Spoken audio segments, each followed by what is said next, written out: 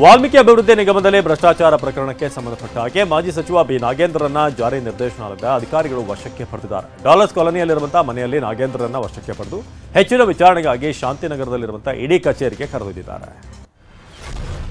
ಇಡಿ ವಶಕ್ಕೆ ಪಡೆದ ಬಳಿಕ ಶಾಂತಿನಗರದಲ್ಲಿರುವ ಇಡಿ ಕಚೇರಿಯಲ್ಲಿ ಮಾಜಿ ಸಚಿವ ಬಿ ನಾಗೇಂದ್ರ ಮೊದಲ ಬಾರಿ ಟಿವಿ9ಗೆ ಪ್ರತಿಕ್ರಿಯಿಸಿದರು. ಈ ಅಕ್ರಮದ ಬಗ್ಗೆ ನನಗೇನು ಗೊತ್ತಿಲ್ಲ, ಈ ಪ್ರಕರಣದ ಹಿಂದಿರುವ ರಾಜಕೀಯದ ಬಗ್ಗೆ ಗೊತ್ತಿದೆ ಅಂತ ನಾಗೇಂದ್ರ ಹೇಳಿದ್ದಾರೆ. ಇಡಿ ಅಧಿಕಾರಿಗಳ ದಾಳಿ ಬಗ್ಗೆ ದದ್ದಲ್ ಮಾಜಿ ಪಿಎ ಪಂಪಣ್ಣ ಪ್ರತಿಕ್ರಿಯಿಸಿದ್ದಾರೆ. ವಿಚಾರಣೆಗೆ ಕರೆದಾಗ ಖುದ್ದು ಹಾಜರಾಗಲು ಇಡಿ ಅಧಿಕಾರಿಗಳು ಸೂಚನೆ ಕೊಟ್ಟಿದ್ದಾರೆ. ಯಾವುದೇ ಮಾಹಿತಿ ಮಾಧ್ಯಮಗಳ ಜೊತೆ ಹಂಚಿಕೊಳ್ಳಬಾರದು ಅಂತ ಹೇಳಿದ್ದಾರೆ. 2 ದಿನ ಮನೆಯಲ್ಲಿ ಚೆಕ್ ಮಾಡಿದ್ದಾರೆ. ಆ ಪ್ರಕರಣದಲ್ಲಿ ನನ್ನ ಹೆಸರು ತಳಕು ಹಾಕೊಂಡಿದೆ, ನೋಟಿಸ್ ಕೊಟ್ಟಿಲ್ಲ, ನಮ್ಮಲ್ಲಿ ಮಾಹಿತಿ ಕೊಟ್ಟಿದ್ದೇವೆ ಅಂತ ಹೇಳಿದ್ದಾರೆ. ವಾಲ್ಮೀಕಿ ನಿಗಮದ ಹಗರಣಕ್ಕೆ ಸಂಬಂಧಪಟ್ಟ ಹಾಗೆ ರಾಯಚೂರಿನ ದದ್ದಲ್ ಮಾಜಿ ಪಿಎ ಪಂಪಣ್ಣ ನಿವಾಸದಲ್ಲಿ ಇಡಿ ಅಧಿಕಾರಿಗಳು ಮೊನ್ನೆಯಿಂದ ಶೋಧ ಕಾರ್ಯ ನಡೆಸಿದರು. ದದ್ದಲ್ ನಿವಾಸದಲ್ಲಿ 38 ಗಂಟೆ, ಪಂಪಣ್ಣ ಮನೆಯಲ್ಲಿ 28 ಗಂಟೆಗಳ ಕಾಲ ಶೋಧ ಆಗಿದೆ. ನೋಟಿಸ್ ನೀಡಿದಾಗ ಖುದ್ದು ವಿಚಾರಣೆಗೆ ಹಾಜರಾಗುವಂತೆ ಇಡಿ ಅಧಿಕಾರಿಗಳು ಸೂಚನೆ ಕೊಟ್ಟಿದ್ದಾರೆ. ವಾಲ್ಮೀಕಿ ನಿಗಮದಲ್ಲಿ ಅಕ್ರಮ ಪ್ರಕರಣಕ್ಕೆ ಸಂಬಂಧಪಟ್ಟ ಹಾಗೆ ಇಡಿ ಅಧಿಕಾರಿಗಳು ಶಾಸಕ ದದ್ದಲ್ ಸೇರಿದ ಹಾಗೆ ಹಲವರಿಗೆ ನೋಟಿಸ್ ಕೊಟ್ಟಿದ್ದಾರೆ. ಅಲ್ಲದೆ ಹಿಂದೆ ಎಸ್ಐಟಿ ಅಧಿಕಾರಿ ವಶಪಡಿಸಿಕೊಂಡಿರುವಂತಹ ದಾಖಲೆಗಳನ್ನು ಹಂಚಿಕೊಳ್ಳುವಂತೆ ಇಡಿ ಅಧಿಕಾರಿಗಳು ಸೂಚನೆ ಕೊಟ್ಟಿದ್ದಾರೆ. ಮುಡಾ ಹಗರಣ ಹಿನ್ನೆಲೆಯಲ್ಲಿ ಬಿಜೆಪಿ ನಾಯಕರು ಇಂದು ಮೈಸೂರಲ್ಲಿ ಪ್ರತಿಭಟನೆಗೆ ಕರೆ ಕೊಟ್ಟಿದ್ದಾರೆ. ಬಿಜೆಪಿಗೆ ಪ್ರತಿಯಾಗಿ ಕಾಂಗ್ರೆಸ್ ಕೂಡ ಪ್ರೊಟೆಸ್ಟ್ ಮಾಡಲು ನಿರ್ಧಾರ ಮಾಡಿದೆ. ಮುಡಾ ಕಚೇರಿ ಬಳಿ ಉಭಯ ಪಕ್ಷಗಳು ಪ್ರತಿಭಟನೆಗೆ ಮುಂದಾಗಿರೋದ್ರಿಂದ ಪೊಲೀಸರು ಬಿಗಿ ಬಂದೋಬಸ್ತ್ ಕೈಗೊಂಡಿದ್ದಾರೆ. ಡಿಸಿಪಿ ಮುತ್ತರಾಜ್ ಸೂಚನೆ ಮೇರೆಗೆ ಮುಡಾ ಕಚೇರಿಗೆ ಹೆಚ್ಚುವರಿ ಭದ್ರತೆ ಒದಗಿಸಲಾಗಿದೆ. ಮುಡಾದಲ್ಲಿ ಹಗರಣ ಖಂಡಿಸಿ ಮಂಡ್ಯದಲ್ಲೂ ಕೂಡ ಬಿಜೆಪಿ ನಾಯಕರು ಬೀದಿಗಿಳಿದಿದ್ದಾರೆ. ಸಿಎಂ ಸಿದ್ದರಾಮಯ್ಯ ರಾಜೀನಾಮೆಗೆ ಆಗ್ರಹಿಸಿ ಬೆಳಗ್ಗೆ 11ಕ್ಕೆ ಮಂಡ್ಯದ ಸಂಜಯ್ ವೃತ್ತದಲ್ಲಿ ಬಿಜೆಪಿಗರು ಪ್ರತಿಭಟನೆ ಮಾಡಲಿದ್ದಾರೆ. ಮಂಡ್ಯದಲ್ಲಿ ನಡೆಯುವಂತಹ ಪ್ರತಿಭಟನೆಯಲ್ಲಿ ಪಾಲ್ಗೊಳ್ಳುವ ಬಿಜೆಪಿ ರಾಜ್ಯಾಧ್ಯಕ್ಷ ವಿಜೇಂದ್ರ ಬಳಿಕ ಮೈಸೂರಿನಲ್ಲಿ ನಡೆಯುವಂತಹ ಪ್ರೊಟೆಸ್ಟ್ನಲ್ಲೂ ಕೂಡ ಭಾಗವಹಿಸುತ್ತಾರೆ. ಅಪ್ಪಟ ಕನ್ನಡತಿ ತಮ್ಮ ಸಿರಿಕಂಠದಿಂದಲೇ ಕನ್ನಡಿಗರ ಮನೆಮಾತಾಗಿದ್ದ ಖ್ಯಾತ ನಿರೂಪಕಿ ಅಪರ್ಣ ವಸ್ತಾರೆ ಇಹಲೋಕ ತ್ಯಜಿಸಿದ್ದಾರೆ. ಬೆಳ್ಳಿತೆರೆ ಹಾಗೂ ಕಿರುತೆರೆಯಲ್ಲೂ ಕೂಡ ನಟಿಯಾಗಿ ಛಾಪು ಮೂಡಿಸಿದ್ದ ನಿರೂಪಕಿ, ಕಂಠ ಕಲಾವಿದೆಯಾಗಿ ಗಮನ ಸೆಳೆದಿದ್ದ ಬಹುಮುಖ ಪ್ರತಿಭೆ ಅಪರ್ಣ ವಸ್ತಾರೆ 58ನೇ ವಯಸ್ಸಿಗೆ ಇಹಲೋಕ ಯಾತ್ರೆ ಮುಗಿಸಿದ್ದಾರೆ. ನಟಿ ನಿರೂಪಕಿ ಅಪರ್ಣಾಗೆ ಕಳೆದ 2 ವರ್ಷಗಳ ಹಿಂದೆ ಶ್ವಾಸಕೋಶದ ಕ್ಯಾನ್ಸರ್ ಕಾಣಿಸಿಕೊಂಡಿತ್ತು. ನಿರಂತರ ಚಿಕಿತ್ಸೆಯನ್ನು ಕೂಡ ಪಡೆದುಕೊಳ್ತಾ ಇದ್ರು. ಆದರೆ 3 ದಿನಗಳ ಹಿಂದೆ ಅನಾರೋಗ್ಯ ಉಲ್ಬಣಗೊಂಡಿದ್ದರಿಂದ ಜಯನಗರದಲ್ಲಿರುವಂತಹ ಖಾಸಗಿ ಆಸ್ಪತ್ರೆಗೆ ದಾಖಲಿಸಲಾಗಿತ್ತು. ಆದರೆ ಚಿಕಿತ್ಸೆ ಫಲಕಾರಿಯಾಗದೆ ನಿನ್ನೆ ರಾತ್ರಿ 9:45ಕ್ಕೆ ಅಪರ್ಣ ಕೊನೆಯುಸಿರೆಳೆದಿದ್ದಾರೆ. ಅಪರ್ಣ ನಿಧನಕ್ಕೆ ಮುಖ್ಯಮಂತ್ರಿ ಸಿದ್ದರಾಮಯ್ಯ ಕಂಬನಿ ಮಿಡಿದಿದ್ದಾರೆ. ಅಪರ್ಣ ಅವರ ನಿಧನದ ಸುದ್ದಿ ತಿಳಿದು ನೋವಾಯಿತು. ಸರ್ಕಾರಿ ಸಮಾರಂಭಗಳು, ಕನ್ನಡದ ಪ್ರಮುಖ ವಾಹಿನಿಗಳ ಕಾರ್ಯಕ್ರಮಗಳಲ್ಲಿ ಅತ್ಯಂತ ಸುಲಲಿತವಾದಂಥ ಭಾಷೆಯಲ್ಲಿ ಸೊಗಸಾಗಿ ನಿರೂಪಣೆ ಮಾಡ್ತಾ ನಾಡಿನ ಮನೆಮಾತಾಗಿದ್ದರು. ಬಹುಮುಖ ಪ್ರತಿಭೆಯೊಂದು ಬಹುಬೇಗ ನಮ್ಮನ್ನು ಅಗಲಿರುವುದು ದುಃಖದ ಸಂಗತಿ. ಮೃತ ಅಪರ್ಣಾಳ ಆತ್ಮಕ್ಕೆ ಶಾಂತಿ ಸಿಗಲಿ ಅಂತ ಸಂತಾಪ ಸೂಚಿಸಿದ್ದಾರೆ. ಬನಶಂಕರಿ 2ನೇ ಹಂತದ ದೇವಗಿರಿ ದೇವಸ್ಥಾನದ ಸಮೀಪದಲ್ಲಿ ಅಪರ್ಣ ಅವರ ನಿವಾಸ ಇದ್ದು ಅಲ್ಲೇ ಅಂತಿಮ ದರ್ಶನಕ್ಕೆ ವ್ಯವಸ್ಥೆ ಮಾಡಲಾಗಿದೆ. ಚಿತ್ರರಂಗದ ಗಣ್ಯರು ಅಪರ್ಣ ಮೃತದೇಹದ ಅಂತಿಮ ದರ್ಶನ ಪಡೆಯುತ್ತಿದ್ದಾರೆ.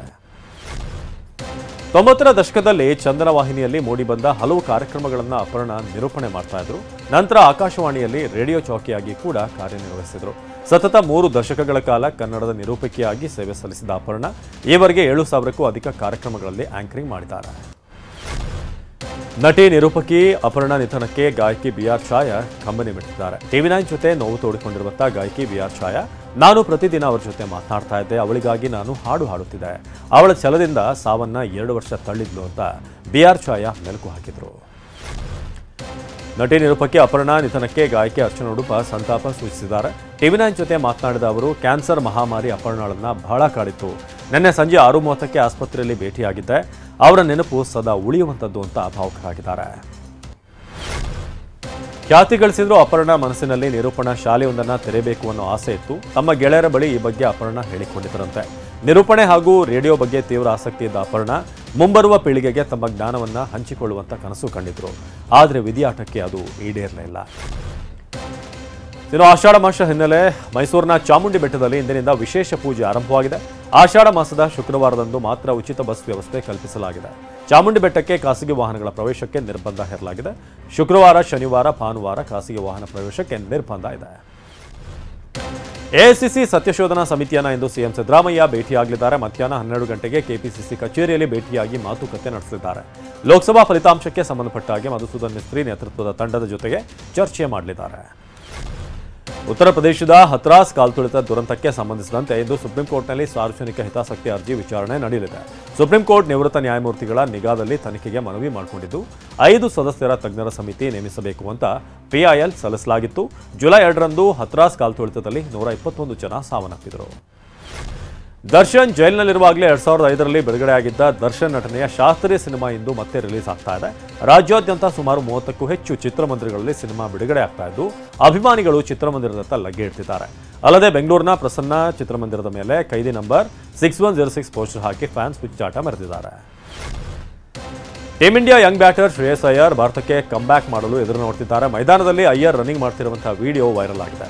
ಲಂಕಾ ವಿರುದ್ಧದ ಸರಣಿ ಮೂಲಕ ಅಯ್ಯರ್ ಭಾರತ ತಂಡಕ್ಕೆ ಮರಳುವ ನಿರೀಕ್ಷೆಯಲ್ಲಿದ್ದಾರೆ. ಹಾರ್ದಿಕ್ ಪಾಂಡ್ಯ ನತಾಶಾ ಸ್ಟ್ಯಾನ್ಕೋವಿಕ್ ವಿಚ್ಛೇದನ ಪಡೆಯಲಿದ್ದಾರೆ ಎಂಬ ಸುದ್ದಿ ಬೆನ್ನಲ್ಲೇ ಪಾಂಡ್ಯ ಸುಂದರ ಹುಡುಗಿಯ ಜೊತೆಗಿರುವಂತಹ ವಿಡಿಯೋ ವೈರಲ್ ಆಗಿದೆ. ಪಾಂಡ್ಯ ಜೊತೆ ಕಾಣಿಸಿಕೊಂಡಿರುವ ಈ ಚೆಲುವೆ ಹೆಸರು ಪ್ರಾಚಿ ಸೋಲಂಕಿ. ಮೇಕಪ್ ಆರ್ಟಿಸ್ಟ್ ಆಗಿರುವಂತಹ ಸೋಲಂಕಿ ಸದ್ಯಕ್ಕೆ ಜೊತೆಗಿರುವಂತಹ ಸುಂದರ ಕ್ಷಣದ ಫೋಟೋ ಮತ್ತು ವಿಡಿಯೋನ ತನ್ನ ಇನ್ಸ್ಟಾದಲ್ಲಿ ಪೋಸ್ಟ್ ಮಾಡಿದ್ದಾರೆ.